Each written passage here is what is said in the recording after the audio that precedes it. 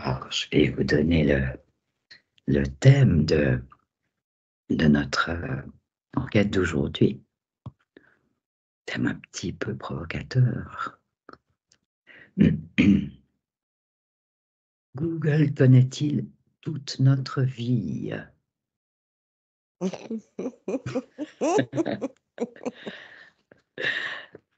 Alors, en se basant sur un fait avéré aujourd'hui, quant aux capacités des algorithmes utilisés, et en tenant compte de toutes les informations, de la masse d'informations collectées sur plusieurs années, au travers des innombrables recherches effectuées par un individu, plus globalement, nous pourrons nous interroger sur l'objectif de Google. Pourquoi collecter et surtout stocker toutes ces données? Je vous laisse ressentir, percevoir les premières impressions. Qu'est-ce qui se passe dans le monde, dans l'énergie subtile avec ces mots? Aude. Alors moi, tout de suite, j'ai une foule d'images, d'informations qui vont absolument dans tous les sens. Dans tous les sens. C'est comme un défilé énorme d'un condensé d'images, de mots, c'est à l'infini. Oui. Il va falloir sélectionner un petit peu. Après, j'ai oublié le reste de la question. Reste avec ça, avec cette base d'informations qui vont dans tous les sens. Je reviendrai vers toi tout à l'heure. Nadine. J'ai eu la vision vraiment une impression de lourdeur face à toute cette masse d'informations qui sont codifiées en... C'est pas nécessairement toujours des mots, mais il y a énormément de la programmation autour de ça aussi. Puis, ça me fait comme un réseau, vraiment, c'est comme des neurones. Il y a des chemins qui se croisent et qui se combinent pour fabriquer d'autres chemins qui se croisent et se recombinent pour faire autre chose aussi. Donc, Okay. des chemins informationnels, deux mots qui se croisent, se combinent, partent à un autre endroit, repartent séparément aussi. En tout cas, c'est gigantesque. OK. Donc, toute cette notion de réseau, il va falloir s'y conscrire un petit peu. Hein. Je te laisse prendre ce qui se détache, hein, ce qui est peut-être le plus prégnant pour toi. Et je reviendrai. OK? Oui. Céline? Du coup, moi, j'ai vu comme un avatar qui se crée à chaque recherche, à chaque... même maintenant, presque pensée. Et en fait, plus on fait des recherches, plus on prend de l'information, on agrandit notre avatar qui se crée à partir de tout ce qu'on va émettre. C'est tout ce qu'on aimait qui a grandi cet avatar. Ouais, et je vois qu'à chaque... Oui, et puis ça a l'air... c'est une reliance, je vois comme un network vraiment d'informations. Et suivant ce que tu vas chercher comme information, elle va passer là, par rapport à mon avatar sous les pieds. Et pas chaque information va au même endroit. Et ça a l'air de grandir justement à chaque fois. Et j'ai l'impression que dedans cet avatar, mais j'allais dire, il n'y a que des cerveaux. Oh là là, bon. Alors, je te propose de rester là pour l'instant avec cette notion d'avatar. Tu disais, il y a des choses qui partent sous les pieds, d'autres choses qui partent ailleurs. Voilà, précise un peu ces impressions. Et donc, je vais essayer de, comment dire, préciser, circonscrire un petit peu ça, parce que ça a l'air très, très vaste hein, pour chacune de vous, dans vos perceptions. Que créent ces données personnelles enregistrées? Je fais une proposition, une sorte d'égrégore personnel, un égrégore sociétal, toute autre chose. La question est vraiment ouverte, mais il va falloir qu'on puisse un peu préciser les choses. Oui, Nadine. La première chose qui vient, c'est l'aspect marketing. Oui. Donc, c'est l'utilisation des données pour personnaliser les offres de services, de produits. Tout à fait. Parce que si on fait une recherche, par exemple, j'ai déjà fait des achats pour quelqu'un qui avait besoin d'accessoires pour une mobilité réduite. Eh bien, tout mon Facebook s'est retrouvé avec des publicités pour personnes seniors avec de l'incontinence, des bas de contention. Oui, beaucoup de choses. OK. Ce n'était pas deux choses en lien ensemble. Alors, premier objectif, là, que tu dégages, objectif marketing. Oui. D'accord.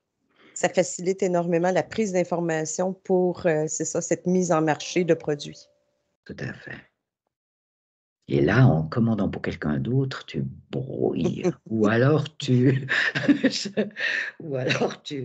ajoutes des données nouvelles à ce qui était présent. Enfin bon. Exactement. OK. Aude demande la parole. Vas-y, Aude. Tout à l'heure, quand tu m'as demandé de rester avec ces images qui venaient de Oui. débrouiller plus, Tout à fait. déjà sur le moment, j'ai senti vraiment pas l'envie justement de rester avec ces images. Et ça m'a tout de suite créé comme une sensation de froid au niveau du chakra solaire et du chakra du cœur. Ah, d'accord, dans la poitrine. Et du coup, en me concentrant sur cette sensation, ça m'a tout de suite donné l'impression d'être comme à l'intérieur d'un ordinateur. Ah, Je me suis retrouvée vraiment à l'intérieur de l'ordinateur, comme si par ma pensée, du coup, j'étais en train de déplacer la souris. C'est particulier de se retrouver à l'intérieur d'un ordinateur. Peut-être que c'est la première fois que ça t'arrive. Oui. Mais en me mettant ensuite à l'extérieur, c'est fou la foule d'émotions en fait que ça procure. Une masse d'émotions. Bah, je crois que c'est en lien avec, je sais de nouveau plus quelle question tu as posée là, mais là, ça, il y avait quelque chose qui génère beaucoup d'émotions, qui peuvent se situer à différents niveaux du Donc, corps. alors, quelque chose qui se joue au niveau émotionnel Mmh. et qui va se placer à différents niveaux du corps, endroits du corps. Alors, est-ce que tu peux affiner cette perception, cette impression? Et c'est intéressant, ces ressentis au niveau du corps. Céline? Je ne sais plus non plus ta question, mais quand tu as posé la question, C'est pas grave.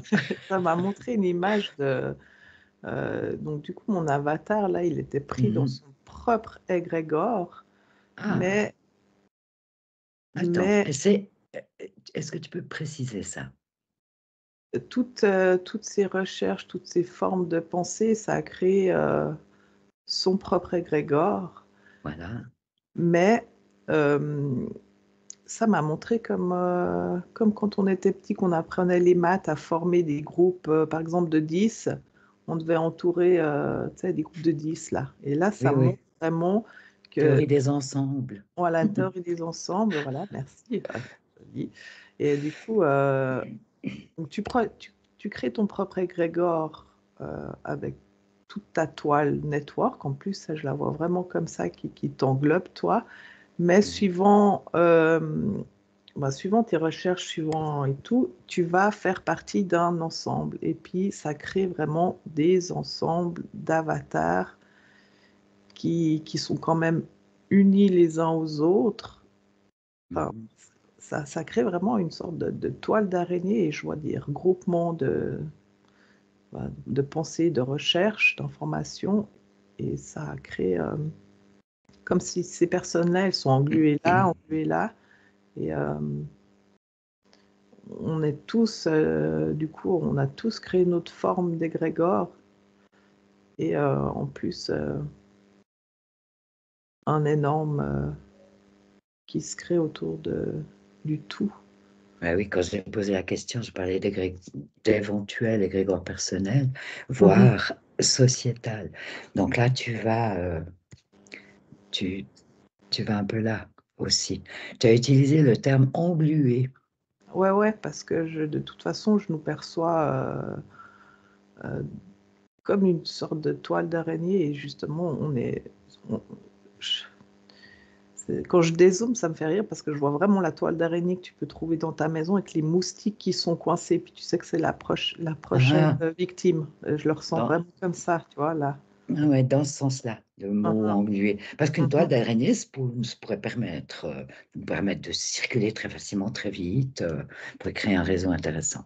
Là, c'est englué. Là, c'est vraiment englué, le terme, le mot. Oui. Ouais. Bon, même si ma question n'est plus restée très, très, très précise dans vos têtes, à chacune à votre manière, vous y allez, hein, et répondez. Est-ce que les choses se précisent pour Nadine ou pour Aude? Aude.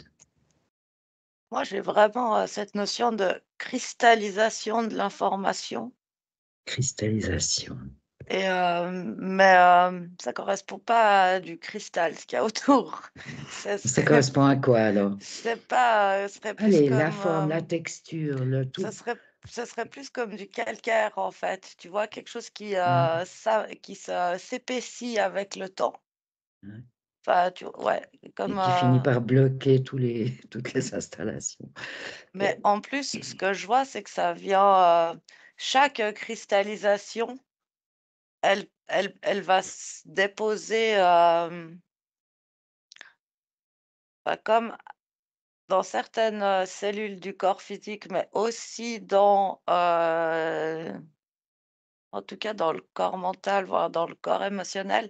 Et en fait, chaque information qui se cristallise dans ce calcaire-là, qui est toujours plus, la couche est toujours plus épaisse, ce que je vois, c'est que ça émet des vibrations comme les ronds dans l'eau, là.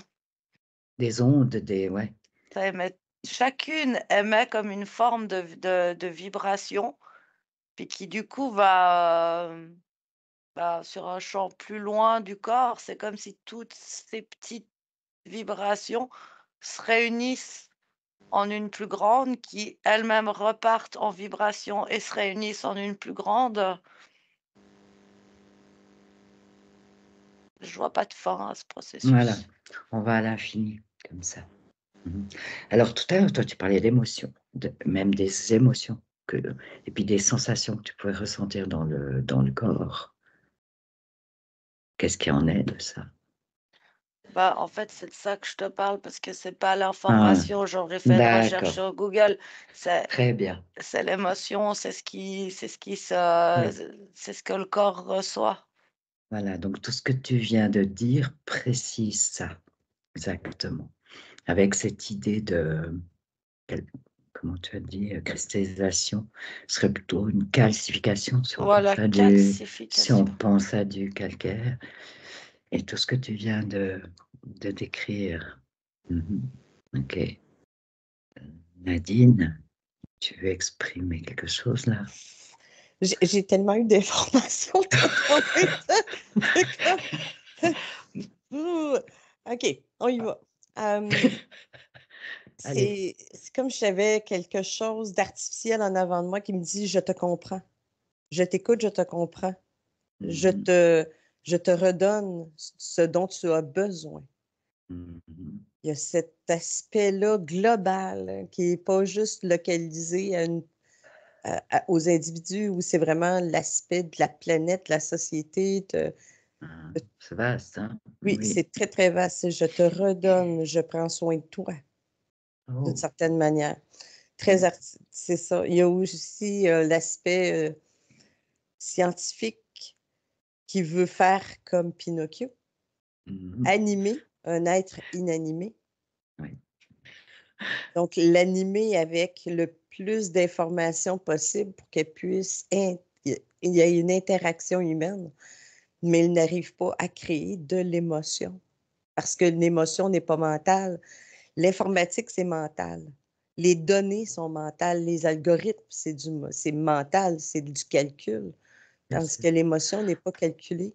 Fait qu'on ne peut pas fabriquer une émotion. Mais c'est ça l'erreur. C'est comme si cette intelligence artificielle-là se donnait une impression d'avoir de l'émotion en disant « Je prends soin de toi, regarde. Je t'écoute, je te comprends, je t'observe. » Comme si elle avait cette capacité-là. Oui, mais en réalité, c'est pas émotionnel du tout, du tout. Ah, quand tu te réfères à Pinocchio, cette marionnette-là qui a le nez qui s'allonge quand elle ment. Hein. Oui, mais avant que son nez s'allonge, elle était... C'est ça, mais c'est un mannequin en bois, c'est une poupée en bois inanimée. Tout à fait. Donc, il y a comme une recherche d'animation de la matière. Oui, image très parlante, très intéressante. Hein. Oui. Ouais, puis j'ai revu Sophia, le robot qui est promené un peu partout à travers le monde, qui me rend très inconfortable. OK. Donc, il y a vraiment Oui, parce qu'elle sourit. Mais ça fait peur. C'est pas naturel, c'est pas normal. C'est des sourires plastiques. Tu sais, c'est ça, c'est métal et plastique. Eh oui. C'est bon. Merci. Voilà, vous avez décrit beaucoup de choses là. Je vais vous dire une phrase là, c'est données stockées. Donc précisément le stockage de ces données. Créerait-il une possibilité, une capacité d'influencer, de modifier notre présent, notre futur? Oui, non. Très vite, rapidement. Oui, non. Ça a l'air plus compliqué que ça. Oui, c'est ça. Il y a comme un oui et non. Hein. C'est ça. Ok, intéressant. Faites une pesée alors du oui, du non. J'aurais envie de dire que si tu es pris dans cet énorme champ informationnel, oui. Et non, ce serait quoi? Bah non, je vois de la nature,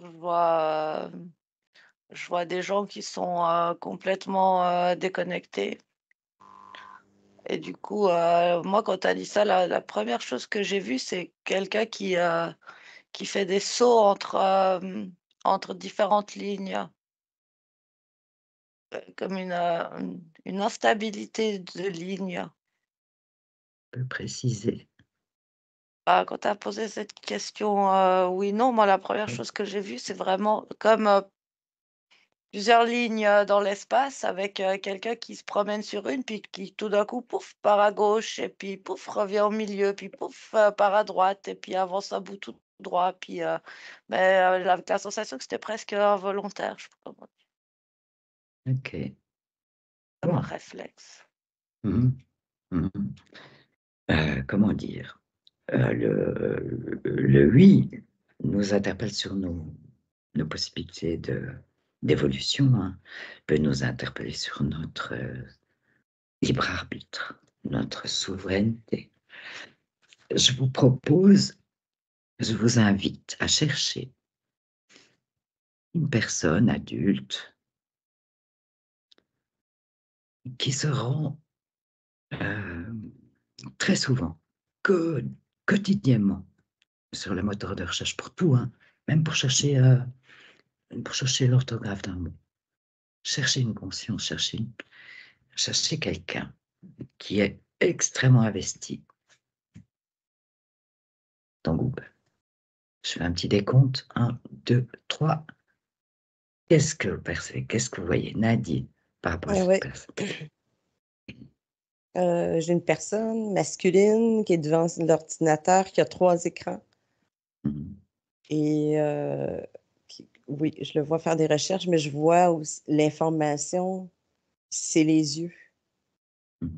C'est comme si l'information entre dans le champ de conscience éthérique, si on veut. Ah, oui. Et que ça ne reste pas nécessairement juste seulement au niveau physique informatique. Tout ce qui lit, toutes les informations qui sont obtenues sont aussi codifiées, enregistrées. C'est comme si l'intelligence artificielle, il y avait un côté lourd, matériel, physique, puis qu'il y avait aussi la même chose comme une couche supérieure. Puis celle-là, elle aussi, elle enregistre les mêmes informations, elle fait les mêmes liens, elle a les mêmes. Fait que c'est comme si l'humain est entre les deux. Ah oui, d'accord. Et que Google, ce n'est pas que les moteurs de recherche. Google possède en quelque part, Oui. cette corporation-là possède beaucoup, beaucoup d'applications. Bien sûr, énormément. C'est ça. Donc, chaque application aussi renvoie de l'information à l'utilisation. Des jeux aussi. Oui. Mais il y a quelque chose, c'est ça. Oui, ça passe par la captation visuelle, le nerf optique. D'accord. Voilà, c'est une partie importante. Ça passe par ça. Intéressant, ouais. Et ça va s'inscrire à un niveau plus subtil. C'est ça. Oui. Il y a les deux, c'est ça, ça crée vraiment les deux aspects, comme en même temps. Ok, ça c'est les informations qui te sont données quand tu te connectes à cette personne-là, cette conscience-là. Merci. Aude, ou Céline, tu as fait signe, je crois, c'est juste. Oui. Ok. Tu as une personne, toi? Alors, j'avais une personne qui est effectivement collée tout le temps à son téléphone et qui... sa troisième main, c'est collée à son téléphone. Et je voyais que... moi, j'avais un ressenti parce que du coup, ça m'a donné froid, vraiment, toutes ces recherches.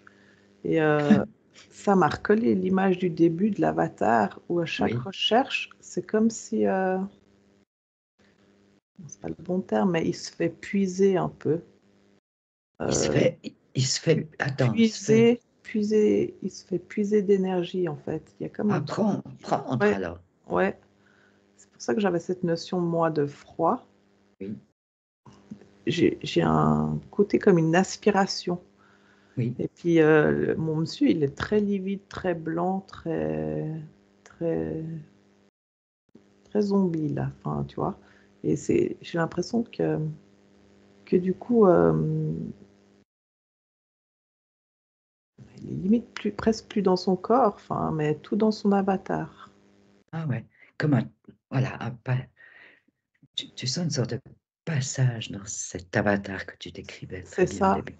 Sauf que comme on disait, comme ça a été dit par je ne sais plus qui, mais il n'y a pas d'émotion. Mais tu vois, ce qu'ils recherchent déjà, c'est ce côté de vraiment, j'allais dire, recréer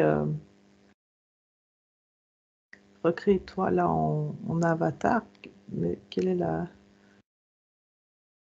je ne comprends pas là le but, mais entre mon bonhomme là, il est complètement livide, il n'a plus rien à l'intérieur de lui.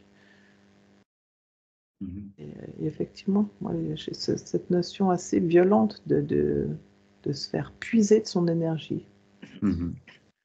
Et que si j'avais une autre personne à côté, parce que j'essaie de comprendre la différence, je pense si tu mets vraiment ta conscience, mais différemment quand tu fais tes recherches, que du coup,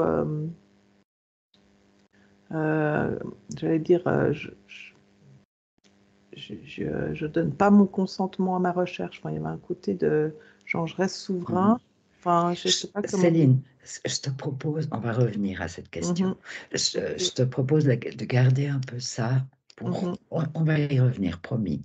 Mais j'aimerais encore aller vers Aude par rapport à sa personne. Oui, Aude, oui. tu as Ouais, trouvé quelqu'un. ouais, moi j'avais une femme, peut-être la trentaine, et je la vois, en fait, j'ai vraiment vu toute une petite scène, mais je la vois comme arriver sur son canapé. Je vois qu'elle est pleine de, elle est habitée elle est pleine de vie, elle est habitée de plein de questions. Il y a plein de pensées qui sont dans sa tête, mais c'est vivant. Et du coup, elle elle, s'ac- elle prend en fait une de ces interrogations qu'il y a dans sa tête et elle entre en fait dans le moteur de recherche. Et Oui. elle commence à lire ce qui se passe, enfin, elle commence à lire les informations qu'elle trouve. Ce que je vois, c'est qu'il y a comme son niveau de vitalité qui baisse. Ah, Puis du coup, les pensées plus sombres, les pensées plus inquiétantes pour elle, elles commencent à prendre plus de place. Puis elle va avoir comme un temps de latence, comme un temps de réflexion. Puis elle se sent poussée à aller faire une autre recherche. Ça peut durer un moment comme ça, en fait, entre la recherche et un temps de latence, mais les pensées, elles sont toujours plus obsédante, toujours plus basse. Puis ce que ça montrait, c'est que sur un niveau plus subtil, c'est comme si, il y a quelque chose de l'ordre finalement du conditionnement, parce que chaque chose qu'elle va lire va, comme, uniformiser, sa pensée. ouais. Et tu sens qu'elle perd sa vitalité, cet élan que tu ressens tout au départ. Oui, il y a vraiment quelque chose qui se Mm. ternit, Oui. tout son corps, il est plus terne, il est moins animé de vie. Puis c'est comme s ouais, enfin, je sais pas pourquoi, je voyais une notion, mais ça, c'est beaucoup plus éthérique de je vois différentes boîtes, en fait, mais j'arrive pas trop à savoir, qu'est-ce qui va dedans et à quoi elles correspondent parce que elles sont de différentes couleurs et j'ai l'impression qu'elles ont toutes des fonctions différentes. Mm. Ok. On peut en rester là pour l'instant, en tout cas. D'accord. Ok, moi je vous propose là à l'instant de vous couper des informations de cette personne.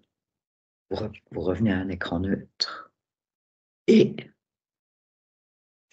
vous trouvez une autre personne qui utilise très peu tout ça ou qui éventuellement n'aurait jamais utilisé.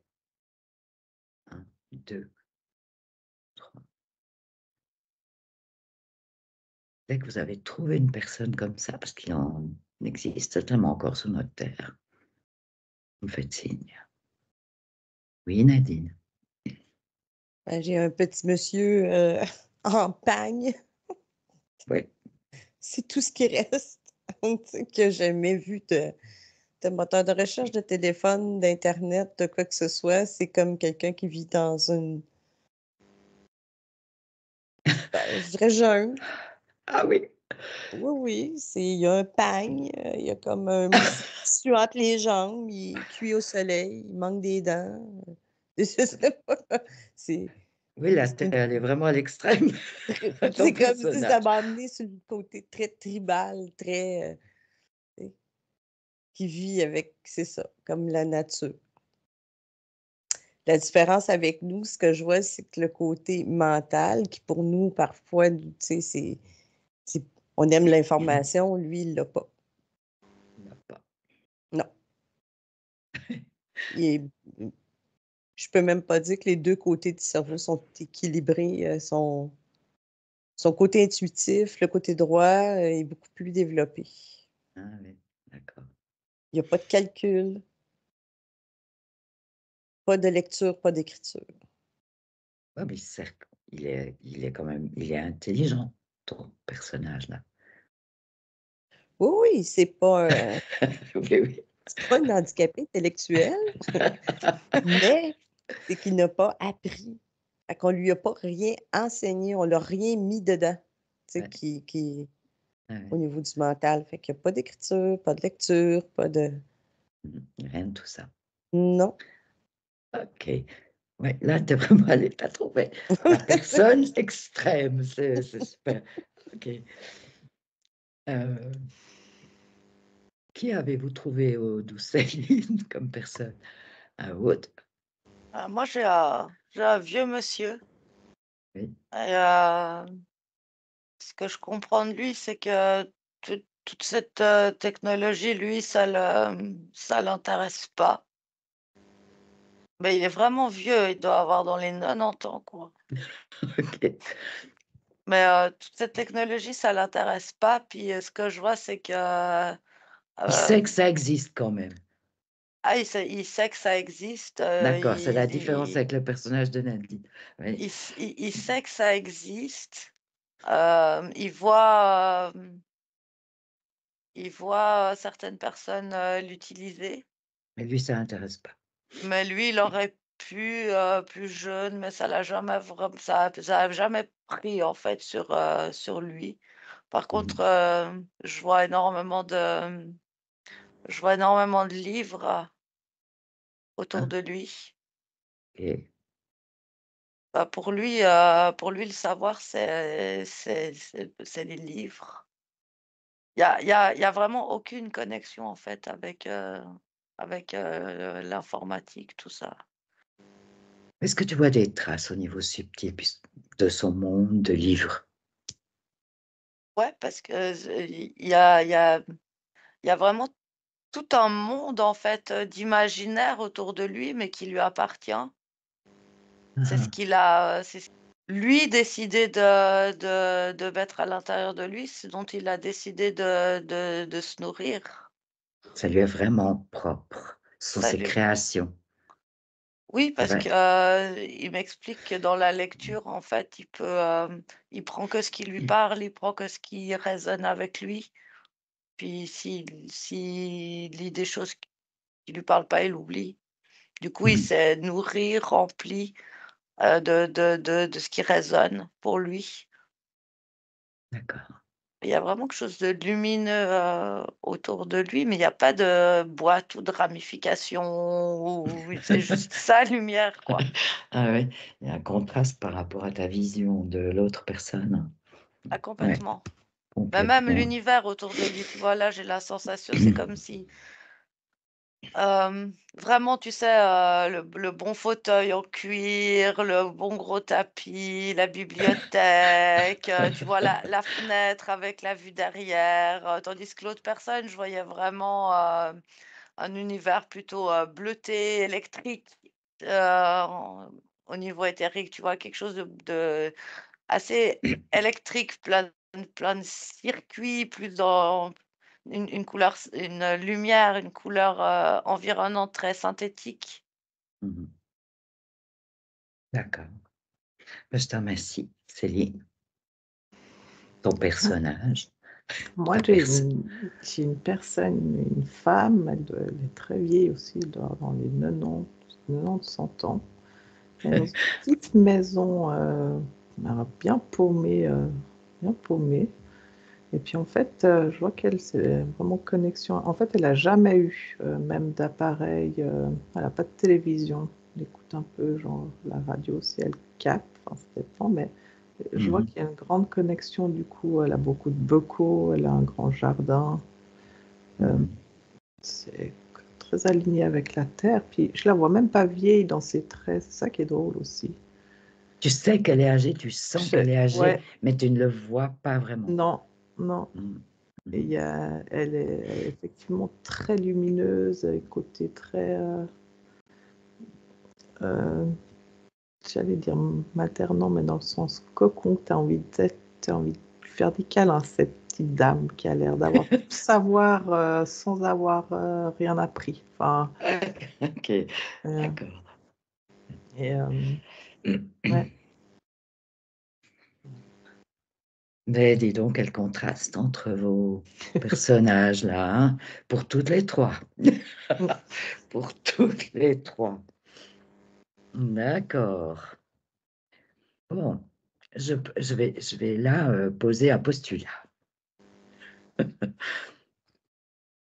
Y aurait-il une possibilité, quand on est un être, une personne de son temps, qui se connecte, qui utilise les moteurs de recherche, qui utilise tout ça, donc y aurait-il une possibilité de nettoyer, d'effacer les traces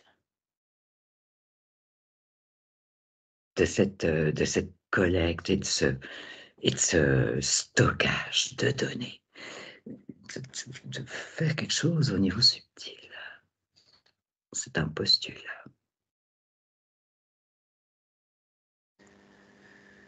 Céline? Mais je vois qu'on pourrait effectivement essayer de récupérer ces parties, parce que chaque fois que je te disais, là, avec moi, mon personnage d'avant, Oui, que chaque fois qu'il pensait à un truc, ça le puisait. Ouais, puis tu as abordé ça un petit peu tout à l'heure. Et du coup, je vois vraiment l'effet quand c'est limite genre tu vas faire une recherche, mais tu te mets dans ta bulle. Enfin, je sais pas comment exprimer ce que je vois, mais ne pas donner son consentement pour se faire aspirer. Enfin, Céline, je t'arrête un instant. Ne pas donner son consentement, c'est quelque chose qui est totalement présent, ça peut être une nouvelle décision. Oui. Qu'en est-il de ce qui s'est passé jusque-là? Et ça a peut-être duré des années. Là, tu as une piste de réflexion où il y aurait une prise de conscience, où il y aurait vraiment quelque chose à réfléchir autour de cette idée de consentement. Mais il s'est passé des choses avant. Et vous avez décrit beaucoup de choses, beaucoup de traces. Je te laisse avec ces deux petits moments. Ouais. Ok. Ruth? Alors, moi, ce que je vois, c'est que je ne sais pas si ça peut être le double éthérique ou j'en sais rien. Mais ce que je vois, c'est qu'il y a un personnage qui ressemble à la personne au-dessus du corps. Et une notion vraiment de récupération de souveraineté.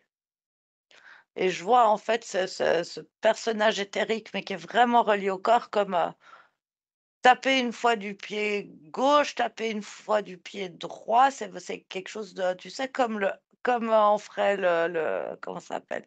Le haka là, tu sais? Ah oui, que font les Pour sportifs là, impressionner, avant de pour démarrer. impressionner l'autre.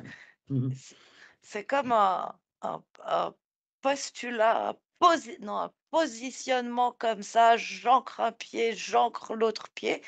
Mais après, il y a une forme de, je le vois faire une forme d'aspiration.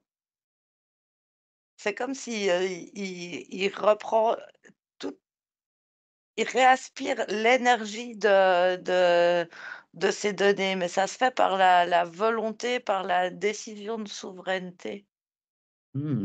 Et puis je vois qu'il y a comme tout plein de, moi je vois, chaque fois je vois tout en espèce de bleu électrique.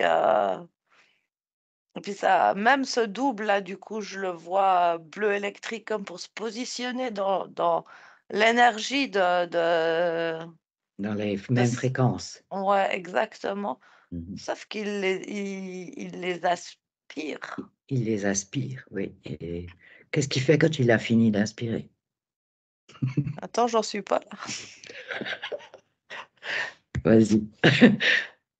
Attends, il retrouve ben, je sais pas, il est plus bleu électrique quand c'est fini. Il retrouve sa lumière, sa fréquence. Mais il est comme plus, il est comme plus grand, plus fort, plus puissant. Ben, je te remercie. De toute façon, là, quelque part dans ta description, ta réponse, tu as devancé un petit peu ma prochaine question. Je vais aller vers Nadine. C'est comme si ta question m'amenait ailleurs. Je suis désolée. Mais ça m'amène au mouvement visuel. Parce que la lecture, pour nous, gauche à droite, Oui, pour les Arabes de l'autre côté, oui. il y a d'autres nations, mais tout ce qui est comme Internet est en vertical. Ah, mais oui. Puis là, c'est comme ça, il y a quelque chose de différent au niveau Et oui, passé de complètement. haut en bas, plutôt que de De gauche à droite ou de ouais, droite à gauche. Oui. c'est ça. Le sens a une importance, mais ça encore là, c'est le globe oculaire au niveau visuel. Il y a vraiment quelque chose qui se passe à ce niveau-là. Il y a c'est comme si tu me disais, des muscles, toute la musculature visuelle n'était jamais autant sollicitée. Mhm. Bon, ensuite, la protection. Il fallait que je le dise, parce qu'une fois que c'est dit, après ça, c'est OK, je peux passer à autre chose. Puis, ça dépend aussi, ça montre la qualité de l'information. Qu'est-ce que tu veux aller chercher comme information?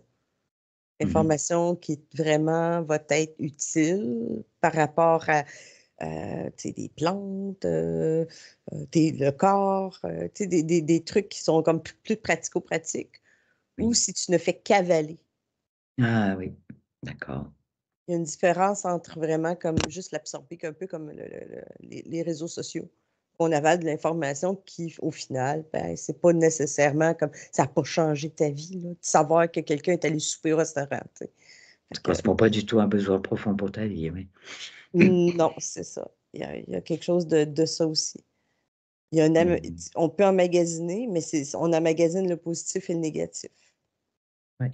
Il y a plusieurs notions hein, dans ce que tu dis. Déjà, cette horizontalité, verticalité, la relation avec les yeux que tu voyais dès le début. Oui. Et puis là, maintenant, la nature de ce qu'on cherche. Ouais. Ben, c'est ça. Ok. D'accord. Aude. Bah, moi, je suis quand même connectée avec la notion d'IA. Et ce que j'ai la sensation, c'est que l'IA actuellement, c'est comme si elle télécharge toutes ces informations qui circulent, toute cette masse-là. D'un certain côté, ça donne la sensation que il faudrait comme vite récupérer certaines données, mais c'est pas une histoire de code ou je sais pas quoi, mais certaines données qui sont importantes pour nous. Attends, alors qui devrait les récupérer? Chaque être humain, en fait, qui utilise l'internet, c'est comme si devrait vite récupérer certaines parties avant qu'elles soient téléchargées par l'IA, mais quelque part ça, c'est pas possible. Et en même temps, le fait que l'IA est en train de tout, c'est impressionnant, elle est en train d'absolument tout télécharger, en fait. La moindre information du web, vraiment, elle télécharge. Ouais.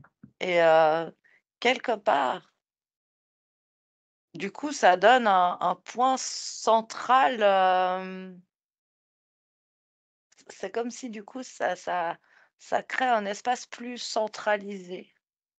Tu peux expliciter un peu ça?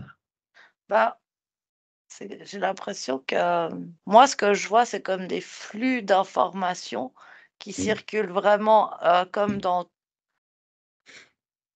ça part toujours de l'humain, donc de la machine que tu as dans les mains, ordinateur, téléphone, et ça va créer plein de flux d'informations comme ça qui sont récupérés par diverses, entités. Il y a énormément Google, mais il y en a d'autres. Oui, ça on a vu, oui. Puis ce que ça montre, c'est que ça met vraiment l'IA au centre. Ah, c'est dans ce sens-là, j'ai Comme mieux si du compris. coup, ça fait vraiment un point central.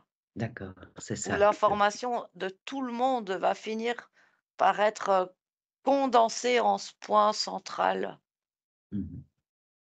Oui, d'accord, je comprends mieux ce que tu voulais dire, Nadine. Faire des pauses. L'outil de recherche va toujours rester. Tu sais, c'est là, c'est fait, c'est une bibliothèque accessible, ça va toujours rester. Ça me dit aussi que, bon, ben, ce qu'on appelle intelligence artificielle, codification ou enregistrement des données n'a pas besoin de l'utilisateur pour capter, parce qu'un site Internet existe. Ouais. Une thèse de recherche existe. Ouais. Si elle est informatisée, elle est disponible sur le web, elle existe. Elle est déjà enregistrée par ce qu'on peut appeler IA. Elle n'a pas besoin de l'utilisateur pour dire « Ah, tu cherches telle chose. » Donc, non, Non, elle existe en soi. oui. Tout est là. De toute façon, les pages web vivent sans nous, en quelque part. Oui. Donc, c'est de dire qu'à un moment donné, c'est de faire carrément couper, faire une pause. Et qu'est-ce que ça produit Là, pour une personne de faire une pause? réharmoniser. Ah, C'est comme à un moment donné, c'est comme si le côté gauche ma tête devient lourde. Il y a trop d'informations. Puis il y a pas à un moment donné, il n'y a comme pas de logique. Il n'y a plus de codification de logique là-dedans. Le cerveau a besoin à un moment donné de faire ses propres liens puis ses propres chemins. Puis c'est comme s'il n'arrivait plus à le faire parce qu'il y a vraiment trop. Puis là, c'est une recherche sur un truc qui t'amène à un autre truc, qui t'amène à un autre truc. Fait que ça fait une espèce d'effet boule de neige, puis c'est comme trop condensé. Fait que c'est de couper. Peut-être moi, ça me parle à toutes les 30 minutes. D'arrêter complètement, de faire autre chose, de se lever, de regarder au loin, de respirer. OK. Si on a besoin, on n'a pas le choix. Ça fait partie parfois du travail aussi. C'est ton travail. Oui. C'est ton métier. Ben, dans ton métier, Bien si tu as sûr. besoin de le faire, il faut que tu fasses une coupure. Fait que les pauses de 15 minutes qu'on nous attribue à toutes les temps d'heure, c'est pas suffisant. Pas pour quelqu'un qui est dans les données, dans cette recherche-là de données. Ouais, c'est pas suffisant. Non, il faut couper beaucoup plus. Fait qu'au niveau physique, ça va aider beaucoup. OK. Oh, super. Céline? Ouais, moi je ressentais effectivement cette notion où tu as besoin de couper. Et il y a aussi le focus de l'œil, ça m'a ramené où, du coup, quand tu es sur un ordinateur, puis que tu as sur ton téléphone, tu es prêt, ton œil, il fait qu'un mouvement. Et puis, par exemple, quand tu vas dans la nature, puis que tu regardes tout autour de toi, il y a d'autres choses qui jouent. Et puis, il y a vraiment une question, en plus, du coup, physique. Il y a une amplitude plus importante oui, dans le regard, c'est ça que tu veux dire? c'est ça. Puis du coup, le fait tu vois, d'être dehors, faire des focus différents, de regarder sur le corps, ça agit. Parce que Il y quand a tu es toute toute la la journée, vision périphérique aussi. Oui. qui fait qu'en plus, ça circule dans ton corps. Quand tu es sur un ordinateur ou sur... c'est pour ça qu'il y avait aussi cette notion de pompage d'énergie. C'est qu'en fait, tu n'as qu'un seul focus. Enfin, tu vois ce que je veux dire, du coup. Oui. Et moi, il y avait aussi, du coup, cette notion de consentement quand tu fais les choses. Ou de consentir à quelle partie tu donnes. Enfin, Donc là, il y a quelque chose au niveau de ce consentement conscient. Oui. Que je vois justement que ça prend pas la même énergie. Enfin, tu te fais pas pomper. Enfin, tu vois, ça me montre comme une notion de pompage. Pas autant. Pas autant. Et il y a quand même cette notion qui, du coup, est recherchée pour pomper l'énergie. Ce serait une manière de contrer un peu ça. Puis du coup, je vois aussi du coup, beaucoup d'aller dans la nature, mais pieds nus. Enfin, il y a un côté se décharger de ces ondes, de ces se décharger de tout ça. Ouais. Il y a vraiment besoin de faire un retour à la terre et il y a cette notion où c'est important de faire des coupures, mais des coupures dans la nature et d'aller se décharger. Ok. Vraiment un côté dans le corps où tu retrouves des ions positifs ou négatifs. Enfin, il y a vraiment ce côté qui refait qu'on a des piles électriques face à ça. Donc, il faut rééquilibrer. Mhm. Mhm. Ben, super, merci. Aude. J'essaie de voir sur le déroulé de la vie d'une personne, puis je voyais vraiment la, la ligne de temps de quelqu'un, où enfin, tant qu'elle est un bébé, un petit enfant, bah, y a rien. Puis plus elle va avoir accès à toute la technologie informatique, plus va se former comme un espèce de brouillard de plein de petites particules. Parce que j'avais demandé à voir en fait ces informations informatiques qui circulent, qui appartiennent à la base à la personne sous la forme vraiment éthérique. Mhm. Et je vois vraiment comme tout plein de petites particules, comme s'il y a toujours plus de poussière, toujours plus autour de la personne. Ce que je vois, c'est que c'est vraiment le cas pour